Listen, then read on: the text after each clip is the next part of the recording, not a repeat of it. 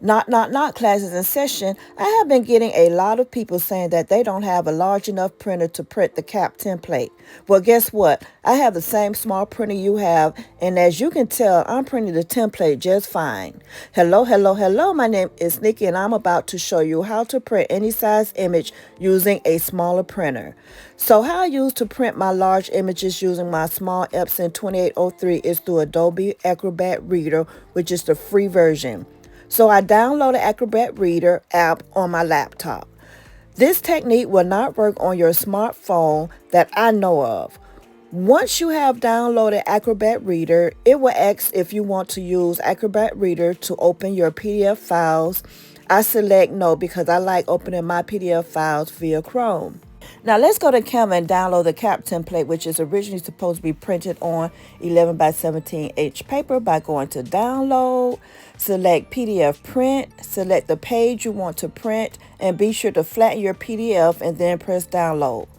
While we're waiting for the image to download, I'm going to go to my search bar and open my Adobe Acrobat app. I found when I was trying to open Adobe Acrobat in Microsoft Edge, I was running into some problems. It could have just been me, but when I went to Google Chrome, I had no problems. So open in Google Chrome and not Microsoft Edge, just to be on the safe side.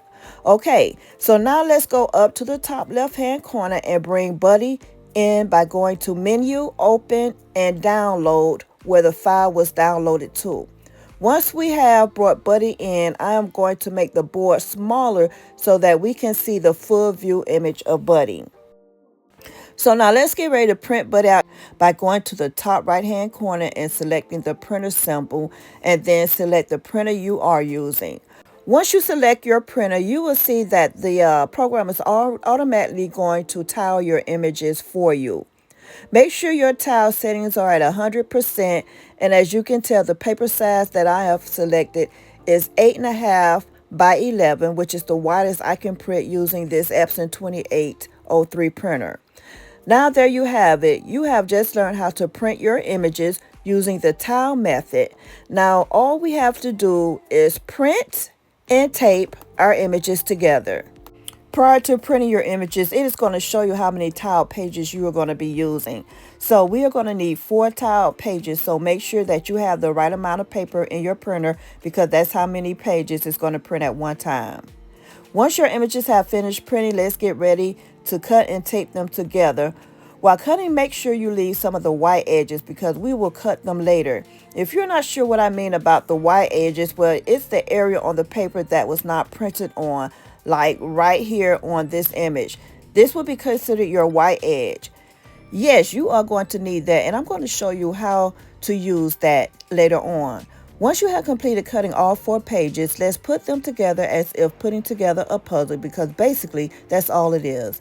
As you're putting your puzzle together, this is when you want to determine which white edge you are going to want to cut and leave. I decided to cut the white edge off this one and leave the edge on the other half so that I can be able to later tape it together.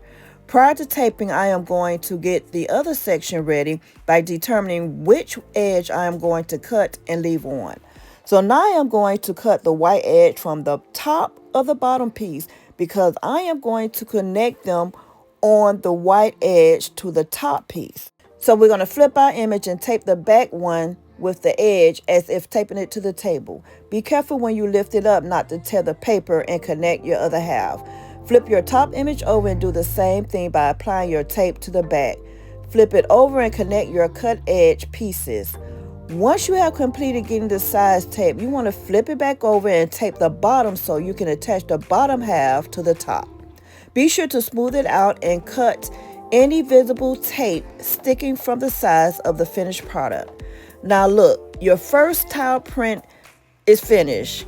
We're just going to repeat the same steps as we did to the top. So simple, y'all. So don't let printing your large jars imitate you. Hold on, is that the word? Try not to let your large jars intimidate you. But anyways, when getting your tape, make sure you buy at least a 1/2 inch of tape. This one here is too wide, but I just wanted to show you that there are larger tapes that you can get. And here's our image completed. And this is what the back should be looking like, y'all. So let's go ahead, let's get to crafting, and don't be intimidated again.